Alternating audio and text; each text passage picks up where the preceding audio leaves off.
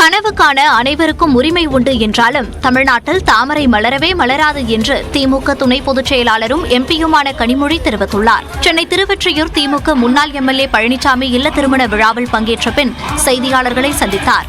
அப்போது 2026 சட்டப்பேரவையில் செங்கோல் வைக்கப்படும் என்ற எல் முருகன் கருத்துக்கு பதிலளித்தார். அவர் ஆசைப்படுறாரு, சொல்றாரு, கனவு காண்பதற்கு எல்லோருக்கும் உரிமை இருக்கு. நிறைவேறாத கனவு தாமரை மலராது. விக்கிரவாண்டி இடைத்தேர்தலில் வெற்றி பெறும் வாய்ப்பு திமுகவுக்கு மட்டுமே உள்ளதாக எம்பி கனிமொழி கூறினார். விழுப்புரம் மாவட்டத்தில் 17 வயது சிறுமிக்கு சட்டவிரோதமாக கருக்கலைப்பு செய்ததாக மகப்பேறு பெண் மருத்துவர் மீது போக்சோ சட்டத்தில் வழக்கு பதிவு செய்யப்பட்டுள்ளது.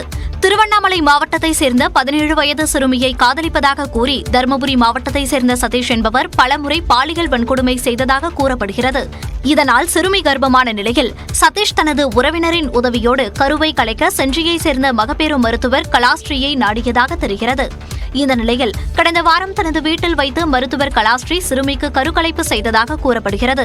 இதுகுறித்து ரகசிய தகவலின் பேரில் விசாரணை நடத்திய காவல்துறையினர் சதீஷையும் அவரது உறவினர் கண்ணியப்பனையும் போக்சோ வழக்கின் கீழ் கைது செய்தனர்.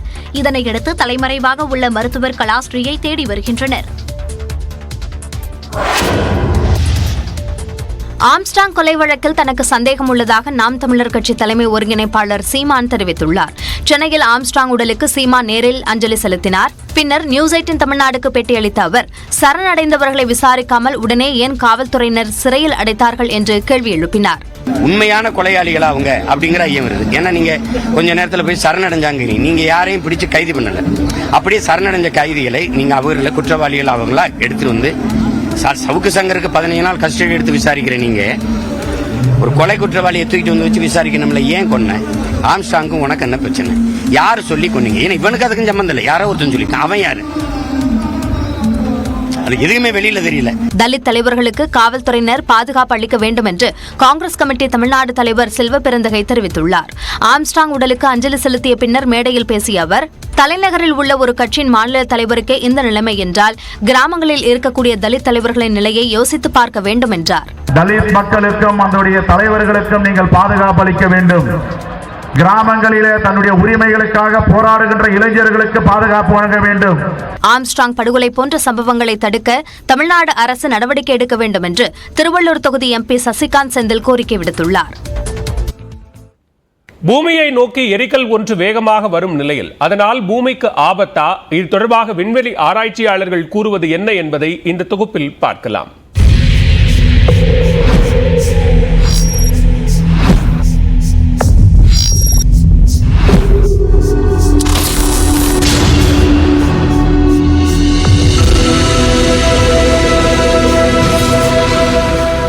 நாம் வாழும் பூமி சூரிய குடும்பத்தில் இருந்தாலும் அதையும் தாண்டி உள்ள பால்வெளி மண்டலம் குறித்த ஆய்வுகள் தொடர்ந்து கொண்டே இருக்கின்றன. கோள்கள், துணைக்கோள்களை தாண்டி விதவிதமான வடிவங்களில் எரிக்கற்களும் பூமியை சுற்றி வலம் வருகின்றன.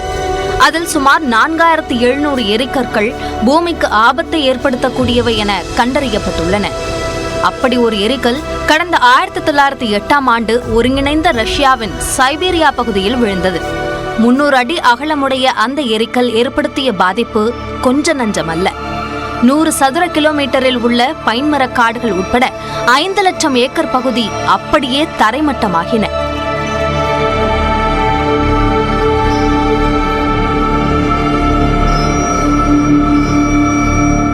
இந்த நிலையில் மீண்டும் ஒரு எரிகல்லை விஞ்ஞானிகள் கண்டறிந்துள்ளனர்.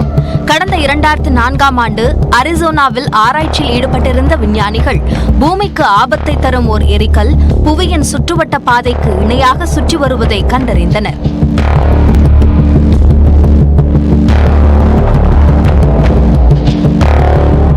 முதலில் 99942 என பெயரிடப்பட்ட அந்த எரிக்கல் பின்னர் எகிப்து வரலாற்றில் தீமை மற்றும் குழப்பத்தை வெளிப்படுத்திய பேய் பாம்பின் பெயரால் அப்போபிஸ் என பெயர் மாற்றம் செய்யப்பட்டது. 1100 அடி அதாவது 335 மீட்டர் அகலம் மற்றும் எஸ் வடிவம் கொண்ட அந்த எரிக்கல் லண்டன் தேம்ஸ் நதிக்கரையில் உள்ள மிகப்பெரிய ஜெயிண்ட் வீலை விட 2.5 மடங்கு பெரியது. பாரிஸில் உள்ள ஈஃபில் கோபுரத்தை விட சற்றே பெரியது.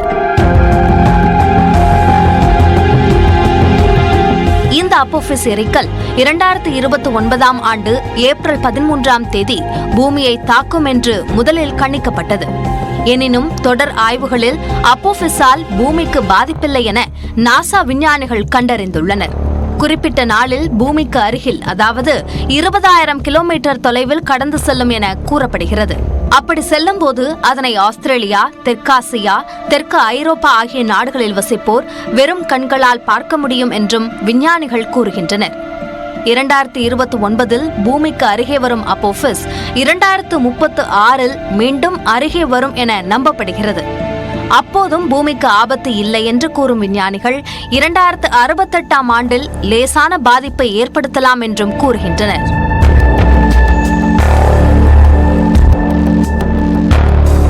மனிதனின் சராசரி ஆயுட்காலம் 70 முதல் 80 ஆண்டுகளாக இருக்கும் நிலையில் இந்த தலைமுறைக்கு அப்போபிஸால் ஆபத்து இல்லை என்று கூறப்படுகிறது. எனினும் வருங்கால சந்ததியை கவனத்தில் கொண்டு அப்போபிஸின் பாதையை திருப்பிவிடும் ஆய்வை பல சர்வதேச விண்வெளி ஆய்வு மையங்கள் மேற்கொண்டு வருகின்றன. இதில் இந்திய விண்வெளி ஆய்வு மையமான இஸ்ரோவும் தன்னை இணைத்துக் கொள்ளும் என்கிறார் அதன் தலைவர் சோம்நாத். 100 மீட்டர் விட்டமுள்ள ஒரு எரிகல் பூமியை தாக்கினால் இந்தியா காணாமல் போய்விடும். 2 கிலோமீட்டர் கல் தாக்கினால் உலகமே அழிந்துவிடும். அப்படி அழியாதவாறு விஞ்ஞானிகள் இந்த பூமி பந்தை பாதுகாப்பார்கள் என்று நம்புவோம்.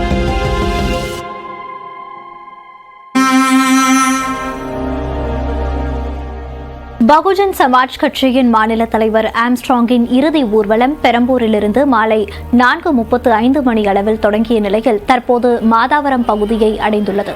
கூடுதல் விவரங்களை செய்தியாளர் செல்வகுமாரிடம் கேட்கலாம். செல்வகுமார், பகுஜன் சமாஜ் கட்சியின் மாநில தலைவர் வெட்டி படுகொலை செய்யப்பட்டுள்ளார். அவரது இறுதி ஊர்வலமானது தற்போது நடந்து கொண்டிருக்கிறது. அங்கு கள நிலவரம் என்னவாக உள்ளது? விவரங்களை பதிவு பண்ணலாம். ஆம்ஸ்ட்ராங்கின் இறுதி அஞ்சலி நிகழ்ச்சியானது ஊர்வலமாக தொடங்கியது. 4:30 மணிக்கு பெரம்பூர் பள்ளி வளாகத்தில் இருந்து தொடங்கிய அந்த ஊர்வலம் சுமார் 2.5 மணி நேரமாக ஒரு 4 கிலோமீட்டர் தூரத்தை மட்டுமே கடக்கக்கூடிய சூழல் இருந்து கொண்டிருக்கிறது. வழிநெடுகிலும் ஆயிரக்கணக்கான மக்கள் அவருக்கு அஞ்சலி செலுத்துவதற்காக சாலையினுடைய இருபுறத்திலும் குவிந்திருக்கக்கூடிய காட்சிகள். எனவே வாகனம் வேகமாக செல்ல முடியாமல் ஒரு மெதுவாக ஊர்ந்து வரக்கூடிய ஒரு நிகழ்ச்சியாகவே இது மாறி இருக்கிறது. கட்சி பேதமின்றி ஒரு பக்கம் பகுஜன் சமாஜ் கட்சியினுடைய நிர்வாகிகள், தொண்டர்கள் ஆயிரக்கணக்கானோர் திரண்டிருந்தாலும் கூட அதை தாண்டி பொதுமக்கள் ஏராளமானோர் இதில் பங்கேற்றிருக்கிறார்கள். எனவே இந்த ஊர்வலமானது இன்னும் திருவள்ளூர் மாவட்டம் ரெட்டில்ஸ் பகுதியில் அமைந்துள்ள பொத்தூர் பகுதியை சென்றடைவதற்கு சுமார் 2.5 மணி நேரத்திற்கு மேல் ஆகும் என்று எதிர்பார்க்கப்படுகிறது. எனவே ஒரு 9 மணி அளவில் தான் அது அந்த இடத்தை சென்றடைந்து இறுதி நிகழ்வு நடைபெறுவதற்கான ஒரு சாத்தியம் இருக்கும். யாருமே எதிர்பார்க்காத அளவுக்கு மக்கள் கூட்டம் அதிகமாக காணப்படுகிறது. எனவே எந்தவித அசம்பாவிதங்களும் ஏற்படாமல் தடுப்பதற்காக ஆயிரக்கணக்கான போலீசாரும் பாதுகாப்பு பணியில் ஈடுபடுத்தப்பட்டிருக்கிறார்கள். விவரங்களுக்கு நன்றி செல்வகுமார்.